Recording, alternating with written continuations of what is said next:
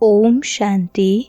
आज की मुरली का सार, मीठे बच्चे अपने करेक्टर्स सुधारने के लिए याद की यात्रा में रहना है। बाप की याद ही तुम्हें सदा सौभाग्यशाली बनाएगी। प्रश्न है, अवस्था की परख किस समय होती है? अच्छी अवस्था किसकी कहेंगे? उत्तर है, अवस्था की परख बीमारी के समय होती है। बीमारी में भी खुशी बनी रहे और खुश मिजाज चेहरे से सबको बाप की याद दिलाते रहो, यही है अच्छी अवस्था। अगर खुद रोएंगे, उदास होंगे तो दूसरों को खुश मिजाज कैसे बनाएंगे? कुछ भी हो जाए, रोना नहीं है। सुनते हैं मुख्य पॉइंट्स। पहली पॉइंट, अभी तुम जानते हो हम सदा के लिए सौभाग्यशाली बनते हैं। वहाँ दुख की बात नहीं, मृत्यु का नाम नहीं होता है, विधवा नाम ही नहीं होता। विधवा को दुख होता है, रोती रहती है। भल साधु संत हैं, ऐसे नहीं कि उन्हें कोई दुख नहीं होता है। कोई पागल बन पड़ते हैं, बीमार रोगी भी होते हैं। यह है ही रोगी दुनिया। सतयुग है निरोगी दुनिया। तुम बच्चे समझते हो हम भारत को फिर से श्रीमत पर निरोगी बनाते हैं। दूसरी पॉइंट, इस समय मनुष्यों के करेक्टर्स बहुत खराब हैं। अब करेक्टर्स सुधारने की भी जरूर डिपार्टमेंट होगी। स्कूलों में भी स्टूडेंट का रजिस्टर रखा जाता है, उनके करेक्टर्स का पता चलता है। इसलिए बाबा ने भी रजिस्टर रखवाया था। हर एक अपना रजिस्टर रखो। करेक्टर देखना है कि हम कोई भूल तो नहीं करते हैं। पहली बात तो बाप को याद करना है, उनसे ही तुम्हारा करेक्टर्स सुधरता है। आयु भी बड़ी होती है एक की याद से। याद से ही तुम्हारे करेक्टर सुधरते हैं। तीसरी पॉइंट, तुम बच्चे जानते हो ब्रह्मा और विष्णु का आपस में क्या कनेक्शन है। विष्णु के 2 रूप हैं, यह लक्ष्मी नारायण। वही फिर 84 जन्म लेते हैं। 84 जन्मों में आपे ही पूज्य और आपे ही पुजारी बनते हैं। प्रजापिता ब्रह्मा तो जरूर यहाँ ही चाहिए ना। साधारण तन चाहिए, बहुत करके इसमें भी मूंझते हैं। ब्रह्मा तो है ही पतित पावन बाप का रथ। कहते भी हैं दूर देश का रहने वाला आया देश पर आए। पावन दुनिया बनाने वाला पतित पावन बाप पति दुनिया में आया। चौथी पॉइंट, पुनर्जन्म तो सब मानते हैं। 84 पुनर्जन्म हुए, यह बड़ी युक्ति से समझाना है। 84 जन्म तो सभी नहीं लेंगे ना, एक साथ सब थोड़ी आएंगे और शरीर छोड़ेंगे। भगवानुवाच भी है कि तुम अपने जन्मों को नहीं जानते हो, भगवान ही बैठ समझाते हैं। तुम आत्माएं 84 जन्म लेती हो।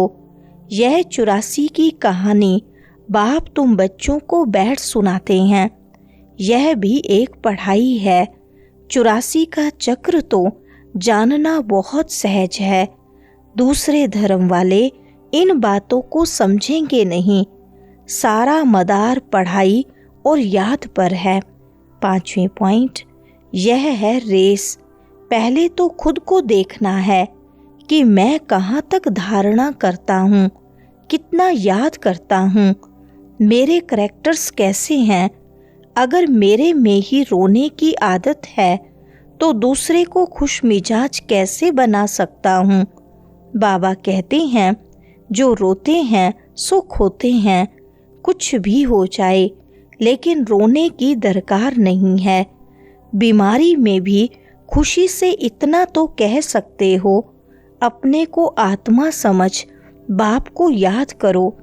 बीमारी में ही अवस्था की परख होती है। तकलीफ में थोड़ा कुड़कने की आवाज भल निकलती है, परंतु अपने को आत्मा समझ बाप को याद करना है।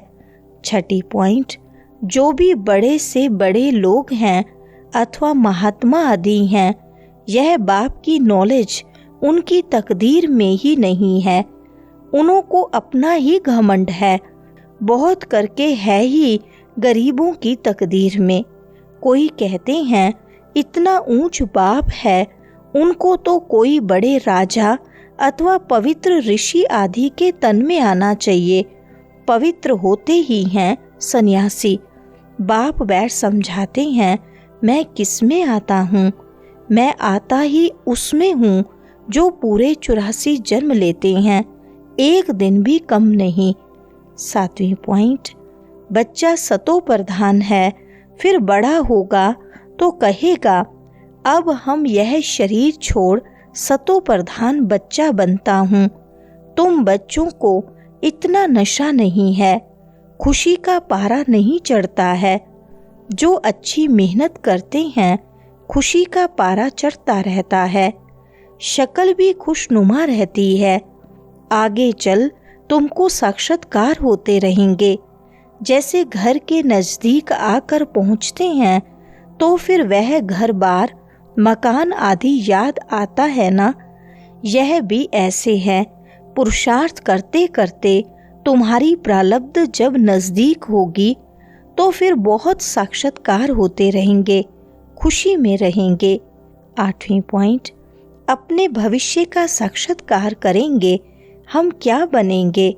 बाबा दिखलाएंगे यह विक्रम आदि किए हैं, पूरा पढ़े नहीं, ट्रेटर बने, इसलिए यह सजा मिलती है।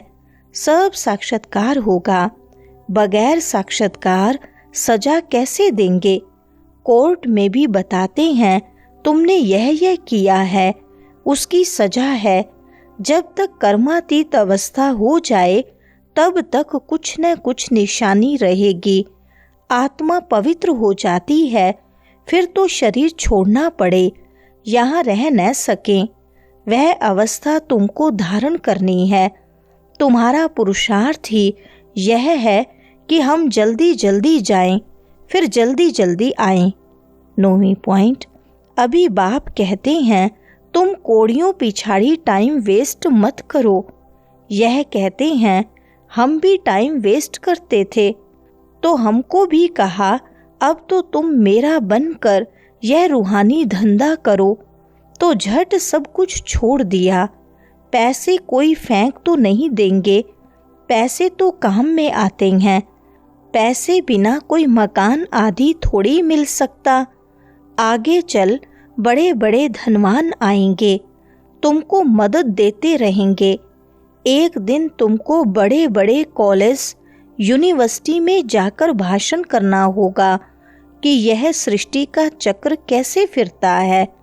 10वीं पॉइंट, अभी तुम्हारे दिल में आता है हम विश्व के मालिक बनेंगे। कितनी खुशी होनी चाहिए। अंदर बैठ यह जाप जपो, फिर तुमको इस दुनिया में कुछ भासेगा नहीं। यहाँ तुम आते ही हो विश्व का मालिक बनने, परम पिता परमात्मा द्वारा। विश्व तो इस दुनिया को ही कहा जाता है। ब्रह्मलोक व सूक्ष्म वतन को विश्व नहीं कहेंगे। बाप कहते हैं मैं विश्व का मालिक नहीं बनता हूँ, इस विश्व का मालिक तुम बच्चों को बनाता हूँ। कितनी गुह्य बातें हैं। तुमको विश्व का मालिक बनाता हूँ, फिर तुम माया के दास बन जाते हो। 11वीं पॉइंट, तुम बैठते ही हो पाप कटने लिए, तो फिर पाप करने थोड़ी ही चाहिए, नहीं तो फिर पाप रह जाएंगे। नंबर 1 यह पुरुषार्थ है, अपने को आत्मा समझ बाप को याद करो।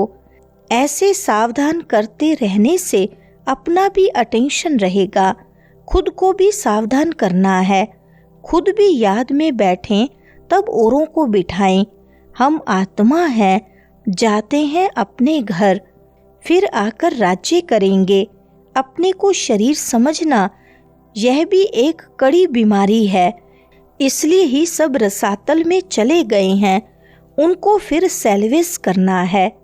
वरदान है, अनुभवों के गुहिता की प्रयोगशाला में रह नई रिसर्च करने वाले अंतर्मुखी भव।